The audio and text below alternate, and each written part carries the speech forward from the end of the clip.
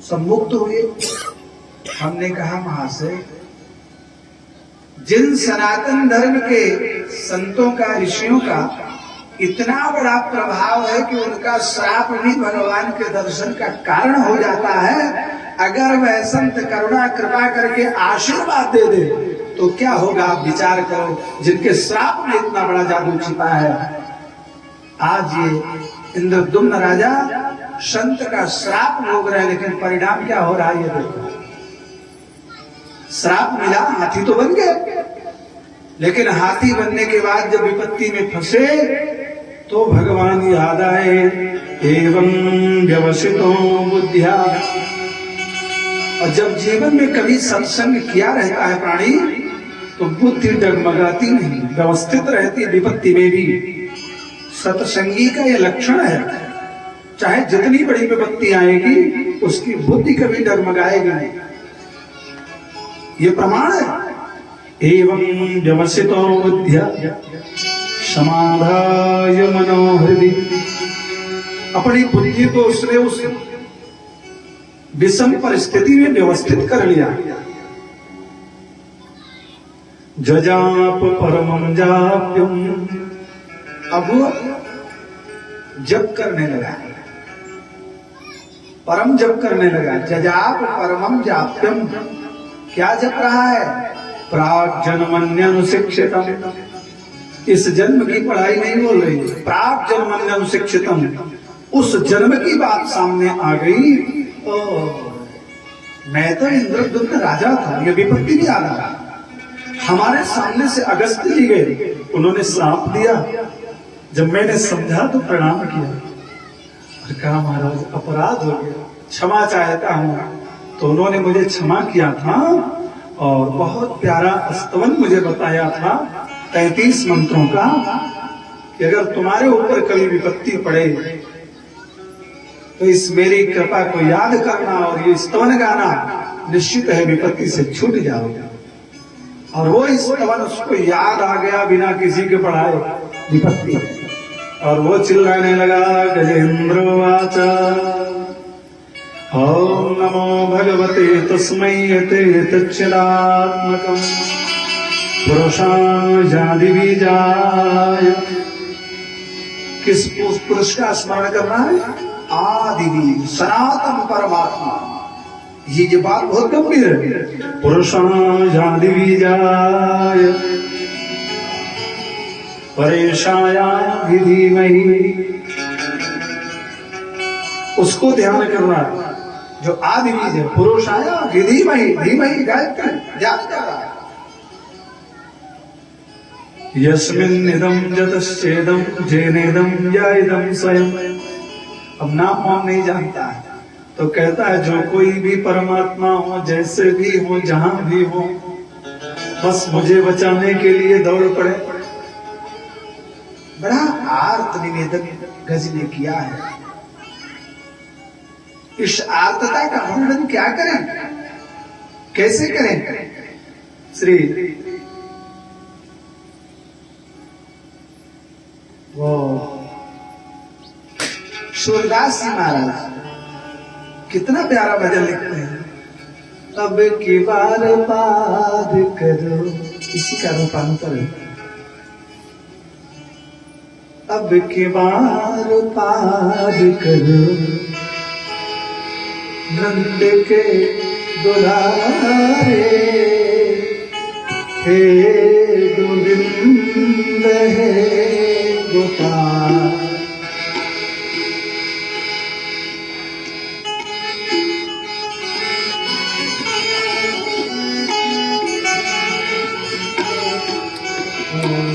हे गोविंद हे गोपाल।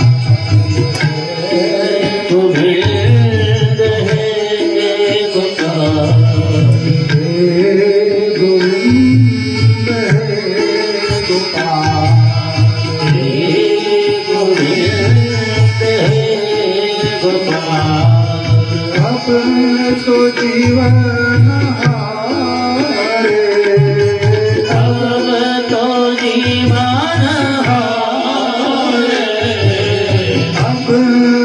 जीवन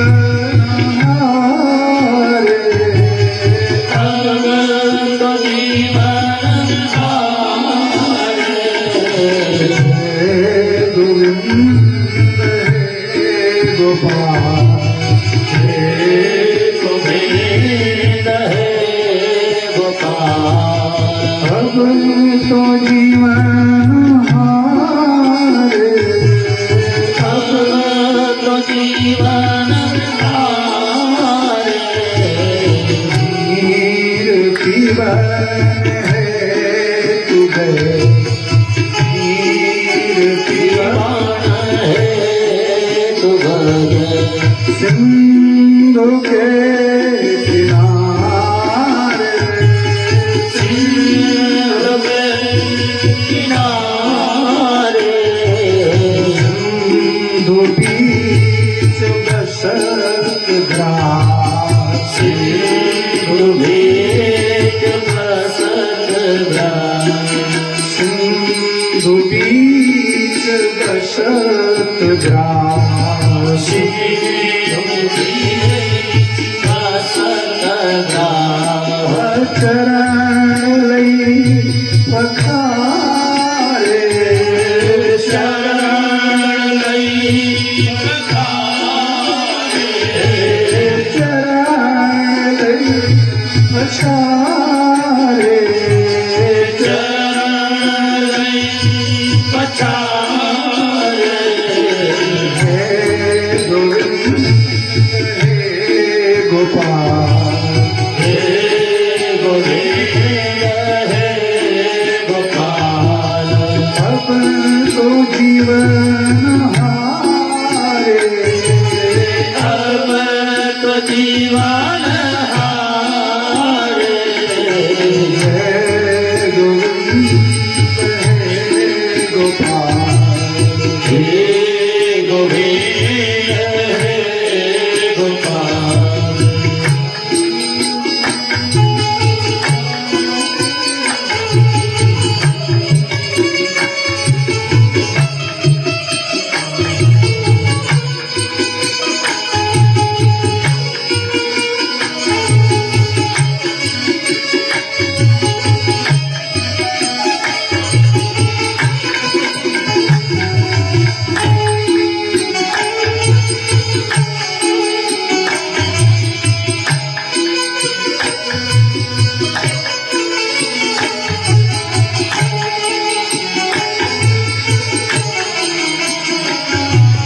चारि प्रहर युद्ध भयो, चारि प्रहर युद्ध भयो, चारि प्रहर युद्ध भयो, चारि प्रहर युद्ध भयो।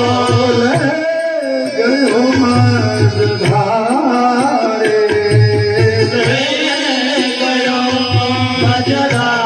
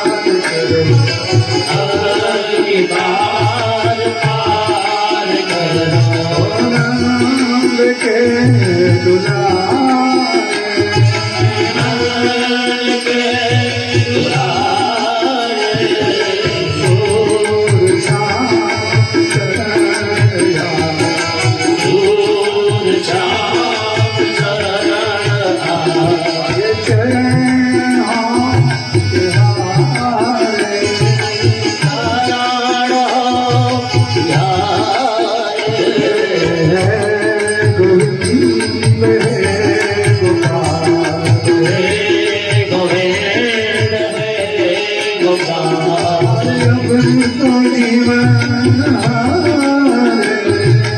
अब तो जीवन हारे अपन तो जीवन अब तो जीवन हारे तो जीवन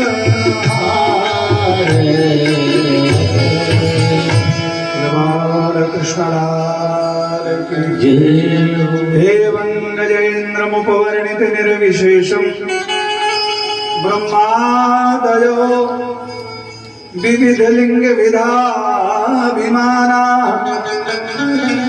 गज चिल्ला रहा है, कोई दौड़ नहीं रहा है। एवं गजेन्द्रमुपवर्णित निर्विशेषं ब्रह्मादयो, बैठिए सुकुल जी महाराज। ब्रह्मादयो विविध लिंग विधाभिमाना। ब्रह्मा शंकर कोई नहीं दौड़ना। जब कोई दौड़ ही नहीं रहा तो हमारे प्रभु करवट लेने लगे। क्षीर सागर की घटना है। पंकजाक्षी भगवती लक्ष्मी ने चरण पकड़ लिया। आप काहे को तड़पड़ा रहे? बोले इसलिए कि मेरा वो गज तड़पड़ा। तुम्हें बुला रहा है क्या? कहा हाँ। कहा एक बार तो नहीं कहा कि लक्ष्मीपति चले आओ। एक बार तो नहीं कहा कि नारायण दौड़ाओ, आप क्यों दौड़ो? कहा इसीलिए दौड़ रहा हूं जो मेरा नाम नहीं कह रहा है। क्यों? इसलिए कि मेरा नाम नहीं कह रहा है तो किसी का नहीं कह रहा है। अगर किसी का कहता होता तो दौड़ के जाता। जब किसी का नहीं कह रहा है इसलिए मेरा नाम कह रहा है। एवं गजेन्द्रमुपवर्णित निर्विशेषं ब्रह्मादयो विविधलिंग विधाभिमाना नैते यदोपसस्रपुरनिखिलात्मकत्वात्। जब भगवान इतना छटपटाए तो लक्ष्मी जी ने कहा वाह कमाल है, आप ही एक ऐसे महापुरुष हैं कि जिसका नाम मिले फिर भी पहुंच जाते। कि नहीं लेने वाला है, लेने वाला है। कहा हमें तो नहीं सुनाई पड़ रहा है। तब तक गज चिल्लाया, बोले नारायण अखिल गुरु, पूरे ब्रह्मांड के गुरु नारायण। जैसे कहा गरुड़ छोड़ी नंगे, छोड़ दिया। आज गरुड़ की गति बाधित हो। गरुड़ से कहा जल्दी करो, गरुड़ क्या इससे ज्यादा हम नहीं देख सकते। तो भगवान ने गरुड़ को छोड़ दिया। गरुड़ छोड़ी नंगे ही पांव पधारे विंदु जी महाराज। जब ये नाम पुकारा नारायण तो भगवान से नहीं कहा। ये भगवान को जो नारायण नाम है इतना प्रिय है। अजामिल जैसा अधम अपराधी पापी ने जब नारायण कह दिया तो यम के दूतों के बंधन लगा करके ले जाने से पहले भगवान के श्री दिव्य पार्षद आकर के और परास्त कर दिया। नारायण अखिल गुरु भगवान नमस्ते। तैसे भगवान आ गए और सागर के किनारे देखा गज तो डूब। अच्छा एक आश्चर्य आपने देखा होगा, एक चित्र कि गज के सूंड में एक कमल का फूल है जब डूब रहा है। देखा है कि नहीं देखा है? नहीं देखा, देखना होगा यार, कहीं आंख धोखा खा गया। जो चित्रकारों ने चित्र बनाया है वो गज के सूंड में एक फूल पकड़ाया है। अब प्रश्नकारों ने कहा वाह ये फूल कहां से आया? आप बताते सरोवर में बहुत दिन से झगड़ा चल रहा था, हजारों हाथी गजग्राह की लड़ाई और ये कमल का फूल तो आप जानते हैं कहां से आया? रक्षण का काम तो इन माताओं का है। जब भगवान ने देखा ये नारायण कहने वाला नारायण अखिल गुरु, तो लक्ष्मी जी ने कहा कि प्रभु जा रहे हैं, तुम तो लड़ रहे हो, भेंट क्या करोगे? भगवान से, गंगा से, गाय से, गुरु से, गोविंद से खाली हाथ नहीं मिलना चाहिए। गज मैं तुम्हारी माँ हूँ, मैं तुम्हें आश्वस्त कर रही हूँ, आश्वस्त कर रही, चिंता मत करना। और वो अपने हाथ में जो कमल का पुष्प लेकर के भगवती पंकजाक्षी लक्ष्मी नचाती रहती हैं, वही पुष्पा पहाड़ गज को दे दिया और कहा मेरे प्रभु जाए तो यही चरणों में चढ़ा करके शरणागति कर देना, क्योंकि निर्मल मन जन सो मोहि पावा, मोहि कपट छल छिद्र भावा। तुम गज कीचड़ में फंसे हो और ये कीचड़ का कमल कीचड़ से निर्लिप्त होता है, इसलिए भगवती ने उस कमल को भेज करके और इशारा कर दिया कि भगवान को सुमन चढ़ा दो, अपने मन को सुमन करके चढ़ा दो, भगवान तुम्हें स्वीकार कर लेंगे। भगवान ने तुरंत ग्राह के लिए सुदर्शन जी को अंदर भेज दिया और ग्राह का फाड़ करके गज को बाहर निकाले। आश्चर्य हुआ। सुखदेव स्वामी कहते परीक्षित, जब बाहर आया तो ग्राह तुलसीराम मंडित होकर के मुस्कुराने लगा। योसो ग्राह सवै सद्य, सत्य तत्काल वही ग्राह। योसो ग्राह सवै सद्य परमाश्चर्य रूप धृक् मुक्तो देवल शापेन हुहुर गंधर्व सप्तमः। ये गंधर्वों में सप्तम, सप्तम माने श्रेष्ठ होता है। ये हुहु और हुहा नाम के गंधर्व लोक में होते हैं। ये वो गंधर्व था, ग्राह बन गया था। कैसे बना? अब ये श्राप है सबको। एक बार देवल महात्मा गए देवगंगा में स्नान करके। ये हुहु और हुआ नाम का गंधर्व, हुआ माने होता है जोकर, होता विदूषक।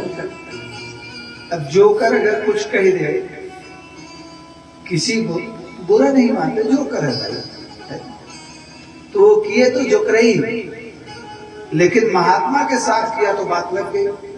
हुआ क्या कि देवल महात्मा देवगंगा में स्नान कर रहे थे और हुहु नाम का गंधर्व आया और वो देवल महात्मा का पैर पकड़ लिया, पनिया के चौंक गए। डर के बेचारे भागे कि हमें कोई ग्राहवा पकड़ रहा है। तो ये दोनों जोकर ही करके हंसने लगे। देवल महात्मा ने कहा, अच्छा देव गंगा में रहते हो और संतों को डराने का काम करते हो, मैं तुम्हें श्राप देता हूं, जाओ मगर ही हो जाओ। तो हाथ जोड़े के महाराज क्या बताएं, हम तो विदूषक हैं, जोकर हैं, हमारा तो काम ही है हंसाना, हमारा छोटी सी बात के लिए इतना बड़ा श्राप, अब हमारा उद्धार कैसे होगा? तो कहा जाओ त्रिकूट पर्वत के सरोवर में पैदा होगे और वहां जिस दिन भगवान का प्यारा भक्त गज अपने परिवार के साथ स्नान करने आएगा और उसका चरण पकड़ोगे और भगवान अपना सुदर्शन अवतार लेकर के तेरा उद्धार करेंगे, उसी दिन तू भगवान में मिल जाएगा, मुक्त। ये श्राप और आशीर्वाद है हमारे। आज वो ग्राह भी मुक्त हो रहा है, वो गंधर्व भी मुक्त हो रहा है और इंद्रद्युम्न राजा भी मुक्त हो रहा है। इनके पूर्व जन्म का आख्यान मुक्तो देवल शापेन भूर गंधर्व सप्तमः। ये गंधर्वों में श्रेष्ठ गंधर्व सप्तम भूहु नाम का गंधर्व आज पाप से मुक्त हो गया। किम बहुना, इस कथा का आशय हम लोग क्या समझते हैं? देखिए भागवत की हर कथा कुछ न कुछ दिशा निर्देश करती है, कुछ जीवन का पाथेय बनाती है। आशय ये है कि हम लोग भी त्रिकूट पर्वत पर ही बैठे हैं और हम लोग अपने 80-150 साल का जीवन इसी सरोवर में ही नहा रहे हैं। हम वही हाथी हैं और यही पत्नी बच्चे हमारे परिवार हैं। और चंडवेग नाम का राजा काल का सहायक बार बार घंटी बजाता है, कभी कानों से सुनाई नहीं पड़ता है, कभी आंखों से दिखाई नहीं पड़ता है, कभी चला नहीं जाता है, लठिया आ जाती है, कभी चश्मा लगाते हैं। तो बुढ़ौती आती है लेकिन हम लोग इसको हटाते रहते हैं। हमेशा सावधान होकर बैठने की, संभल के बैठना, जल में मोहब्बत देखने को, तमाशा खुद न बन जाना, तमाशा देखने। बैठे हो जल में, कर रहे हो मोहब्बत अगर कहीं डगमगा गई तो किस पाताल के खड्डे में कहां पहुंच जाओगे कोई जानता नहीं है। संभल के बैठना जल में, मोहब्बत देखने को तमाशा खुद न बन जाना। तमाशा देख ले, तमाशा खुद।